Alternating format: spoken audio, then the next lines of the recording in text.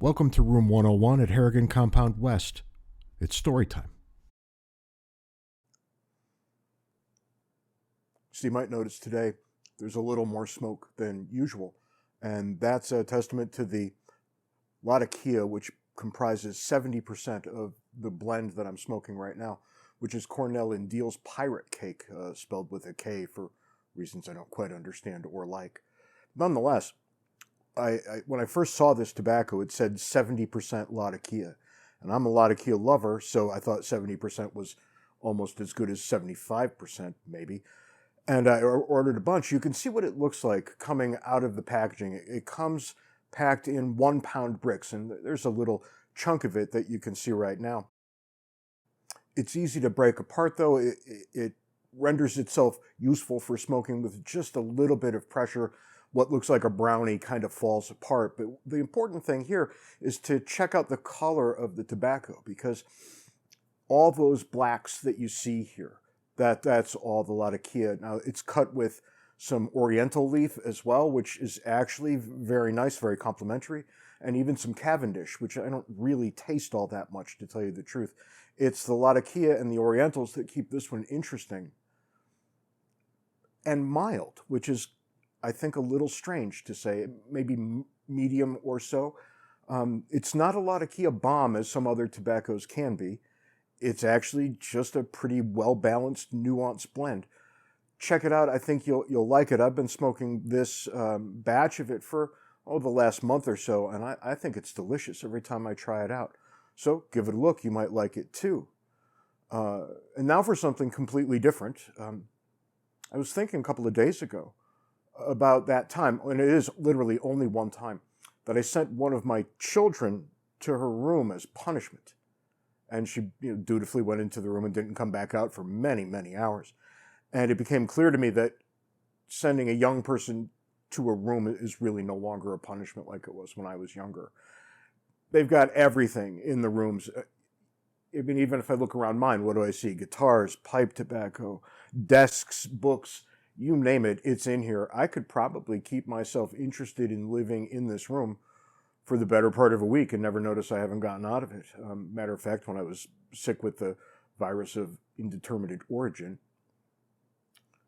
I stayed in this room for about 10 days nonstop, and it was actually fine, apart from the wretched illness. At any rate, the thing about it is that we get so much of the world blasted into us every day that you're really not missing out on anything if you're sitting alone in a room. As a matter of fact, you're barely ever alone, right? You can talk to people halfway around the globe anytime you feel like it. So, okay, it's almost impossible to be bored in 2021. This is the conclusion I've come to. I get bored sometimes, but it's really a passing mood, by virtue of the fact that at the very worst of it, I can sit here and watch Netflix all night. This is a radically different life from the one I grew up with, right? So I grew up in the 70s, more or less. And these kind of options did not exist for us then. And by the time I got to be about 17, I was able to drive. And think about this. Young people these days are not even that interested in getting their driver's licenses. Why? Because they've got plenty to do besides. When I was 16, a driver's license was literally the only thing you could get that would alleviate your boredom in any way, because it would put you mobile and you could go find the other people your age and sit around like a pack of jerks in a parking lot. For us, it was Burger King.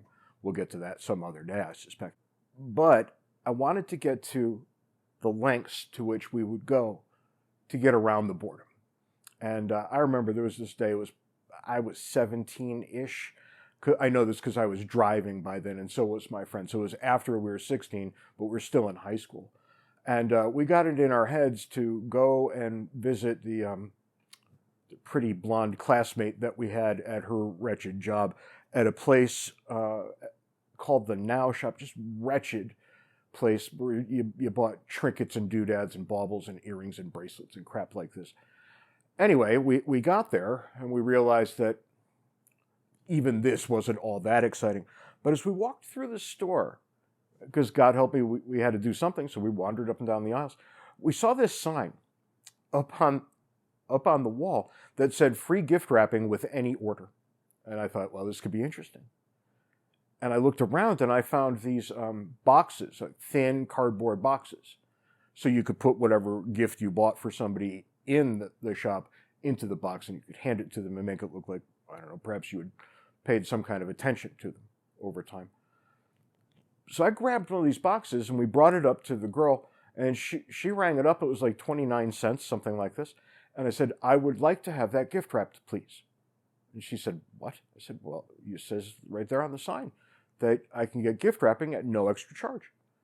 I would like my box gift wrapped. So dutifully, she wrapped it up, and I said, what, no bow, no ribbon? She put a big ribbon on it, and we left the store. And then we thought, well, what are we going to do with this wrapped up empty box from the Now shop? And we took the box and we put it in the middle of the sidewalk in front of the shop, directly in front of the door to the shop. So it's just sitting there, a beautifully wrapped box filled with nothing. And we got back in the car and we decided we're just going to look and see what happens as people walk by the box. And it was absolutely entertaining. Because there were just a couple of different stock reactions. The first one that came up was an older woman walked up to the box, stopped at it, kicked it with her foot. When she realized it was light and it wasn't going to blow up, she picked it up and brought it right back into the store and gave it to the girl. At which point, I walked into the store and I said, excuse me, has anybody turned in my box? And this was not amusing to the girl, but it was hilarious to me. And she handed me back the box. I went outside and put it right back down again where it was. And we sat back in the car to watch the Life's Rich pageant, which was drifting right past our eyes. And the next person to come was a younger man. And don't you know, he did exactly the same thing that the older woman did. So rinse, wash, repeat. We get the box back out. We put it in the middle of the sidewalk, and we go on with it. 3 or 4 people walked by next, and they all cut a wide, wide berth around the box. They wanted nothing to do with it. It was obviously a point of fear for them for reasons I don't quite understand. And then another guy came and walked up, looked at the box, picked it up, shook it a little bit, which should have been a dead indication to him that there was nothing in the box. But obviously it wasn't, because he tucked it under his arm and he walked away very, very quickly, stealing my box.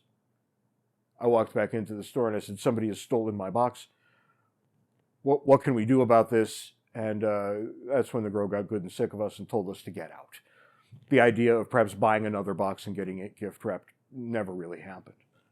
But these are the lengths to which we would go when we were young to get around the boredom of teenage life.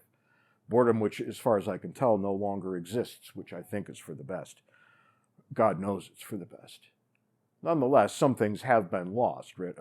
What's been lost? This idea that you can become reasonably self-sufficient at age 16. Why? Because you can drive a car and get wherever you want to go. That seems to have gone by the wayside. 17, 18, 19-year-olds that I come into contact with seem wholly uninterested in getting driver's licenses and what have you. So that's a strange turn. But if you look at what this generation has access to, it's probably not that surprising. I doubt that I would have cared nearly as much as I did. If there was anything that I could have latched onto when I was that age, the best I could do back then was listening to a Red Sox game on AM radio in Connecticut, 1010 as I recall, preceded by Arnold Dean's sports report. I have no idea how I can remember that, but I can't remember what I had for lunch yesterday. But there we are. So what about pirate cake? You can tell that it's a touch smokier than some of the other tobaccos I like. It's the Latakia, again, that causes that volume of smoke to come unloosed from the pipe. And God help me, something happens at about the half bowl mark. This goes from pretty good and interesting to excellent and fascinating. I'm smoking it today in a Savinelli 320, part of the lime. You can tell by the stem here, part of the lime series, and I find that this is a perfect pipe for Latakia heavy blends. It's got a very large bowl, wide and deep, and it allows the subtle flavors of a Latakia to come out. The bigger the bowl, the more likelier that is to happen. I couldn't recommend this enough. If and only if you don't have a lot of Kia aversion. If you do, this is just not for you, not one little bit. But chances are you don't. You'll give it a look. It's well worth a little bit of your time. Maybe not by the pound, maybe by the tin, also available. And I can say that I'm not, generally speaking, a fan of Cornell and Diehl's blends. I find most of them kind of tedious, actually. I don't really care for much of any of them. This, on the other hand, is a very, very clear exception. I will likely be smoking this for the next rest of my life. Give it a shot, you might too. And I guess that's about it for this week. Take care of yourselves. We'll see you next week. And drop me a line. Know if you've tried this tobacco or any of the others that I've talked about lately. A lot of you guys have written to tell me that you've bought your first pipes and things like this. So if I can do anything to help out along that, please let me know. If not, we'll see you next week. Harrigan spells Harrigan, proud of all the Irish blood that's in me. Of course, the more I think about being 16 and driving, the more I'm forced to think about all the cars that I absolutely demolished. I think I totaled 3 and had relatively bad enough luck with another 3 or 4.